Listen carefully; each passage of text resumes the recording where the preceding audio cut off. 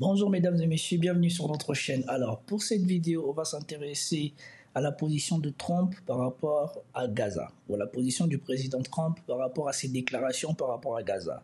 Alors je sais, l'actualité est foisonnante, on va dans tous les sens, je ne peux pas tout commenter, tout en même temps, donc j'essaye de faire des grosses séquences de vidéos que je peux soit couper, soit proposer en une seule fois. Toujours est-il que vous avez été beaucoup à me reprocher le fait de ne pas avoir parlé de cette séquence de Trump où il disait qu'il veut prendre le contrôle de Gaza. Et certains me disent que je suis pro-Trump ou je sais pas quoi. Certes, Trump était mon choix pour la présidence américaine, mais comme j'ai dit, on a des recoupements avec Trump. Il y a des choses qu'il fait que je suis d'accord, et il y a des choses qu'il fait qui intéressent lui et sa vision des États-Unis. Mais pour revenir à cette histoire par rapport à Gaza, moi, mon avis n'est pas forcément d'être outré comme beaucoup d'entre vous le sont. J'ai une position beaucoup plus réservée. On va remonter ici le fil de l'actualité et je vous dirai pourquoi moi, ma position est plus réservée et pourquoi moi, je pense que les déclarations de Trump cachent autre chose comme il nous l'a déjà montré dans le passé. Alors, il y a une séquence de plusieurs vidéos. Probablement que la vidéo fera peut-être 40 minutes ou je ne sais pas combien. Si vous ne voulez pas regarder, c'est pas grave, laissez tourner. Commentez, likez, partagez pour me soutenir et soutenir la chaîne par rapport à la limitation que je connais par rapport aux vidéos. Et surtout, si vous ne regardez pas ce que je vous réserve pour la fin, c'est qui sont les raisons pour lesquelles vous devez vous aussi garder la tête froide et comme toujours avec Trump, essayer de juger les actes bien plus que les mots. Donc, on va remonter l'actualité et je dirai au fur et à mesure qu'est-ce que je pense des différentes séquences et ensuite je vous dirai ce que je pense et pourquoi ma position n'est pas tout à fait d'être indignée comme la plupart des personnes le sont. C'est parti pour la vidéo. Bien évidemment, si on parle de la séquence, il faut commencer par voir la séquence en elle-même, écouter ce qui se dit, et ensuite, on va aller au fur et à mesure et je vous développerai mon opinion. Les États-Unis vont prendre le contrôle de la bande de Gaza et nous allons faire du bon boulot avec. Reçu mardi à Washington par celui qu'il appelle le meilleur ami d'Israël à la Maison-Blanche, Benjamin Netanyahou est venu rencontrer son homologue américain pour négocier les suites de la guerre dans la bande de Gaza. Devant la presse, Donald Trump avance une idée nouvelle, laisser aux États-Unis le soin de reconstruire l'enclave palestinienne ravagée par 15 mois de guerre.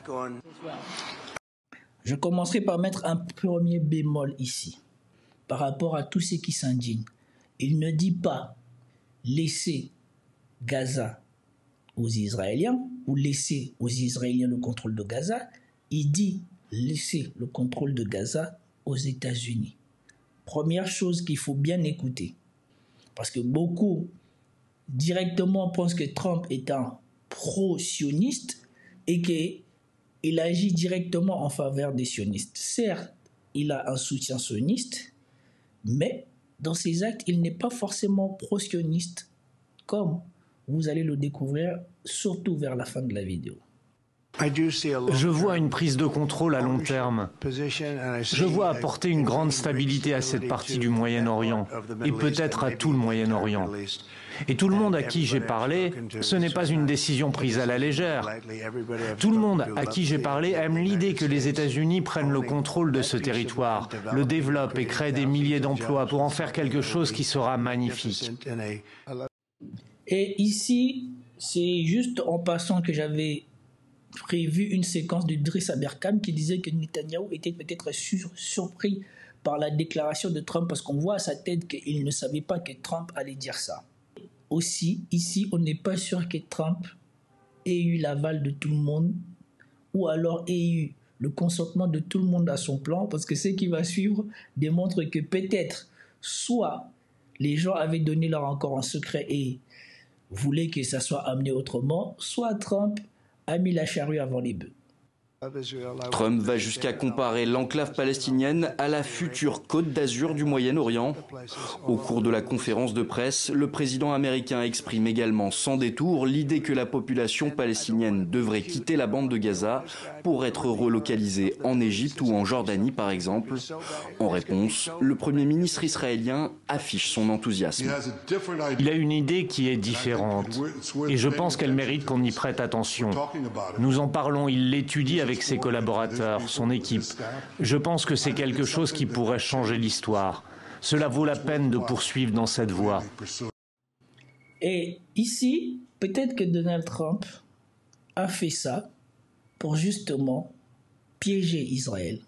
Parce que nous savons, à partir des choses que je vous ai déjà montrées ici sur la chaîne, quand il y avait la dame française, je me souviens, à chaque fois j'oublie son nom, qui disait que voilà, le plan de Netanyahou contre Gaza n'était pas de battre le Hamas, mais c'était de raser Gaza et de la rendre inhabitable pour forcer l'épuration ethnique de la zone. Inimaginable ce qui se déroule aujourd'hui dans la bande de Gaza. On n'est plus du tout dans la logique de tuer les membres du Hamas. On détruit délibérément un territoire et toute sa population. Il n'y a plus rien. C'est un territoire qui est complètement détruit, ravagé, où il n'y a plus aucune infrastructure qui fonctionne. Il n'y a pratiquement plus aucune infrastructure sanitaire, médicale. Tous les hôpitaux qui étaient des hôpitaux un peu importants ont été obligés d'arrêter parce qu'ils n'ont plus de quoi fonctionner. Il n'y a plus d'électricité, il n'y a pas de gasoil pour faire fonctionner les appareils. Ils ont été en grande partie détruits. Il y a des milliers de morts sous les décombres qui n'ont pas été récupérés, donc avec des conditions sanitaires qui se dégradent tous les jours un peu plus. Les ordures qui ne peuvent pas être ramassées, d'où les épidémies dont on parle. Et là, on parle de l'apparition de la polio. Et donc, il faut mettre en place tout un système de vaccination pour éviter que la polio n'atteigne tous les ressortissants de la bande de Gaza. Avec une aide humanitaire qui rentre vraiment au compte-gouttes, mais dans des proportions ridicules par rapport aux besoins. Problème de l'eau qui ne peut pas être traitée. Et avec une population qui est, c'est l'image qui me vient qui est terrible, d'un troupeau. C'est-à-dire qu'on met un troupeau à un endroit et puis on lui dit le lendemain, il faut partir ailleurs. Pour aller où? On n'en sait rien, mais pour soi-disant éviter les bombardements. Donc les gens, dans la panique, se déplacent. Et puis 2 heures après, on va leur dire, mais non, il faut aller là-bas. On est face à un désastre absolu où les populations civiles sont vraiment traités, passez mon expression, mais comme du bétail, c'est-à-dire qu'on les trimballe d'un endroit à un autre, mais sans leur offrir pour autant une certaine sécurité. Il n'y a plus aucun endroit à Gaza qui est sûr, il n'y a plus aucune zone qui peut permettre d'être des zones de refuge, même les fameuses zones humanitaires mises en place par Israël ne correspondent plus à la réalité. C'est inimaginable ce qui se déroule aujourd'hui dans la bande de Gaza. On n'est plus du tout dans la logique de tuer les membres du Hamas, on détruit délibérément un territoire et toute sa population. Tout le monde n'en parlait pas, mais tout le monde le voyait. Peut-être qu'en prenant cette position, Trump a mis un coup de pied dans la fourmilière en disant que voilà, finalement, on va prendre ça, on va faire ce que les Israéliens faisaient à bas bruit que personne ne disait, pour susciter justement le focus de la communauté internationale et peut-être l'indignation de la communauté internationale afin que ce qu'Israël voulait faire à bas bruit, comme elle avait l'habitude de faire avec la complicité des gouvernements américains et surtout des gouvernements occidentaux avant, ne puisse pas se faire. Peut-être qu'il y a aussi cette lecture-là qu'il faut avoir. C'est juste une idée qui m'est traversée la tête en voyant ça, parce que ça semble trop gros. Et même Netanyahou lui-même, on sait que même si dans leur plan, ils avaient prévu ça, parce que j'ai vu un tweet qui dit que c'était déjà prévu dans les plans des Israéliens qu'ils allaient systématiquement raser les zones de Gaza pour la rendre inhabitable, dans l'espoir peut-être de pouvoir récupérer ces zones-là. Et si vous allez sur i24 News, vous tombez sur plein de débats où ils se congratulent à l'idée qu'ils vont avoir ces zones-là. Peut-être que Donald Trump, en voulant mettre ça au premier plan, c'était pour définitivement attirer l'œil de tout le monde sur cet aspect-là des choses que les Israéliens voulaient faire dans le silence, et que comme ça sera aux yeux et au vu de tout le monde, un peu comme ce qui s'est passé au l'est de mon pays, et bien maintenant ça devient beaucoup plus difficile de mettre ça en pratique. Autre point clé de discussion de la rencontre entre les deux hommes, la normalisation des relations entre Israël et l'Arabie Saoudite. Confiant, Benyamin Netanyahou affirme qu'un accord sera conclu. Le royaume saoudien, lui, a conditionné l'existence d'un tel accord à la reconnaissance d'un État palestinien. Voilà. Peut-être que c'est ça. C'est le fait de rendre quasiment sine qua non la reconstruction et la création d'un État palestinien que Donald Trump il est en train d'essayer d'imposer à Netanyahou. Parce que souvenez-vous, ici, je vous ai montré une séquence qui ne fait pas part de l'indignation des autres nations.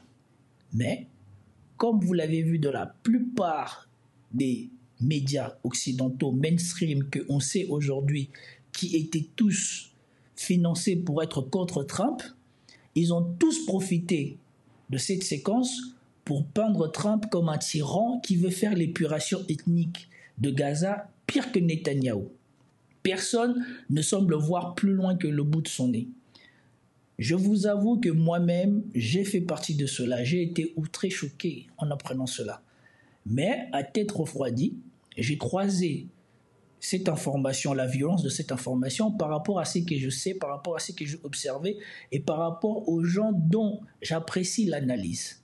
Et à tête refroidie, je dois vous dire que ma lecture n'est plus tout à fait celle-là.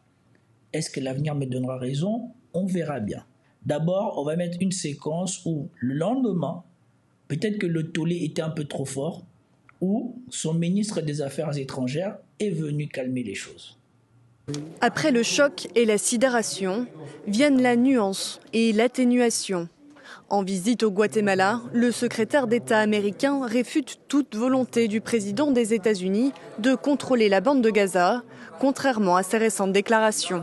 La seule chose que le président Trump a faite, très généreusement à mon avis, c'est de proposer que les États-Unis interviennent pour déblayer les débris, retirer toutes ces munitions non explosées. Et pendant ce temps, les gens qui vivent là-bas, qui considèrent que c'est leur maison, ne pourront pas y vivre pendant que les équipes nettoient les débris. C'est l'offre qu'il a faite. Donc, ici vous voyez comment l'angle par lequel la plupart des médias mainstream ont décidé de présenter cette proposition de Trump. Ils ont décidé de faire de Trump un homme pire que Netanyahou à cause de ce qu'il a dit. Et peut-être que l'onde de choc de la déclaration de Trump a été trop important au point où la plupart de ses collaborateurs ont trouvé nécessaire de calmer le jeu. Mais personne ne semble vraiment savoir si c'est ça le projet de Trump ou si c'est autre chose. Par le passé, par les actes qu'il a posés, nous savons que bien qu'il ait la réputation d'être un pro-sioniste, dans la réalité, il donne des gages à certains sionistes, mais ce qu'il privilégie surtout, c'est la stabilité et le business dans cette zone-là, comme vous allez le découvrir vers la fin de la vidéo. Mardi, devant le Premier ministre israélien reçu à la Maison-Blanche, Donald Trump dit vouloir déloger les plus de 2 millions de Palestiniens qui vivent dans l'enclave pour la transformer, selon ses termes, en Côte d'Azur du Moyen-Orient. Des propos choquants condamnés en grande partie par la communauté internationale et par le Hamas, qui accuse le milliardaire de jeter de l'huile sur le feu après 15 mois de guerre. Dans une interview à la chaîne conservatrice Fox News, Benyamin Netanyahou, lui, encense la proposition. C'est la première bonne idée que j'entends. C'est une idée remarquable. Je pense qu'elle devrait être poursuivie, étudiée et réalisée parce que je pense qu'elle créera un avenir différent pour tout le monde. Et lui, il est obligé de sauter sur l'occasion parce que les récentes choses qui se sont passées en Israël ont montré que Donald Trump a quasiment volé la légitimité de la décision israélienne à Netanyahou. Parce que dans les séquences qui ont suivi, on a vu que le public israélien, désormais, adresse ses demandes plus à Trump qu'à Netanyahou.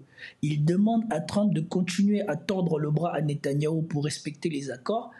Et maintenant, quand il s'agit de casser les accords à cause de ce qui se passe maintenant et du report de la libération des otages par le Hamas, là encore, le public ne s'apprend pas à Trump, mais vient directement s'apprendre à Netanyahou. Donc, Trump est passé devant Netanyahou comme le bienfaiteur d'Israël.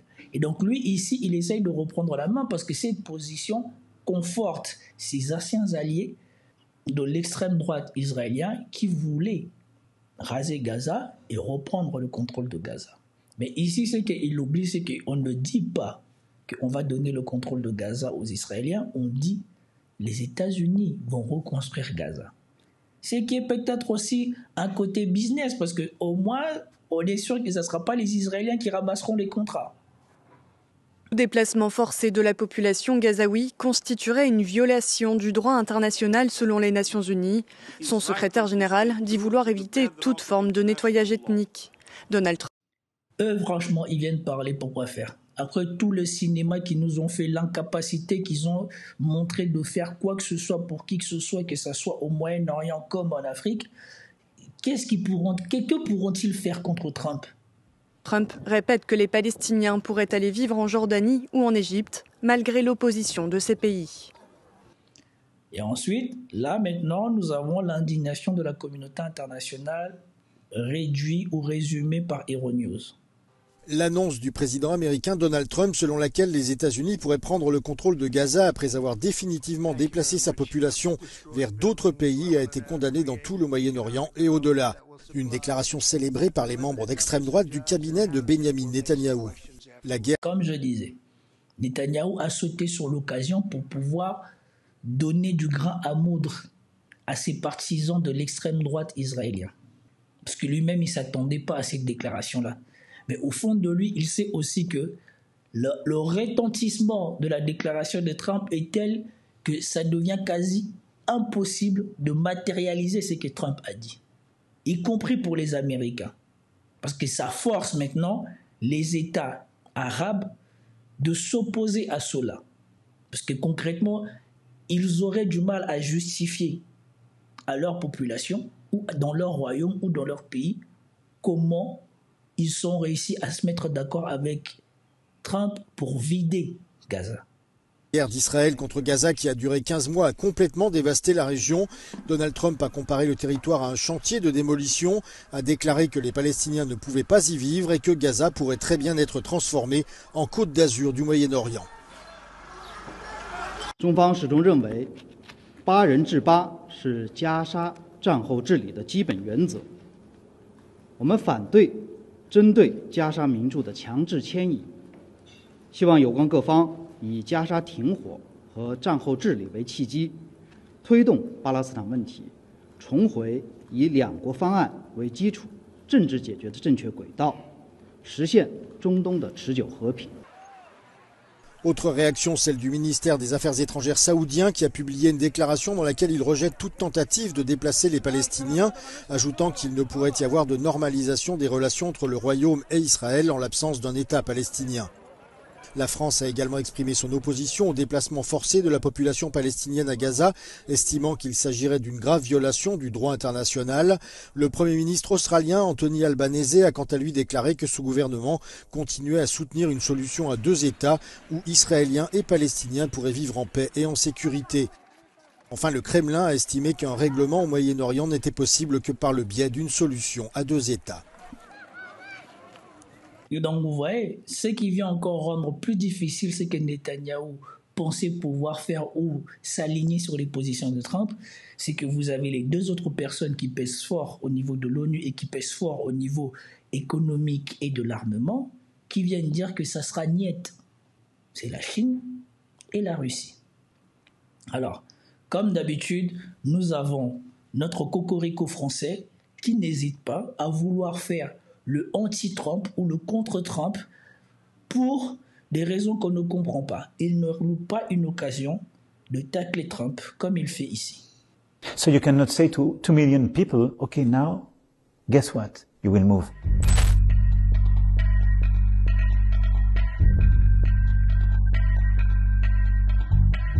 The place is a demolition site.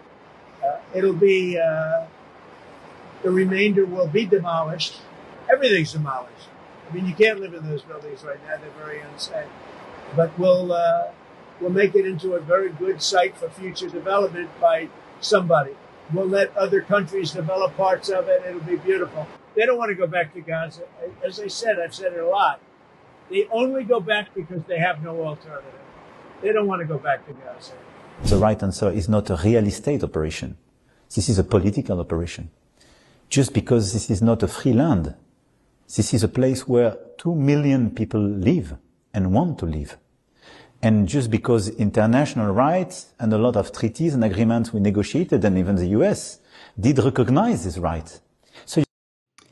Et moi, ce qui me tue ici, c'est que lui et tous ses amis qui ont été incapables, des gens qui ont mis 0 sanction, alors qu'ils avaient les moyens de contraindre Israël à faire autrement à Gaza, aujourd'hui, que les États-Unis viennent dire que nous allons prendre le contrôle de Gaza pour le reconstruire, là maintenant ils vont s'indigner.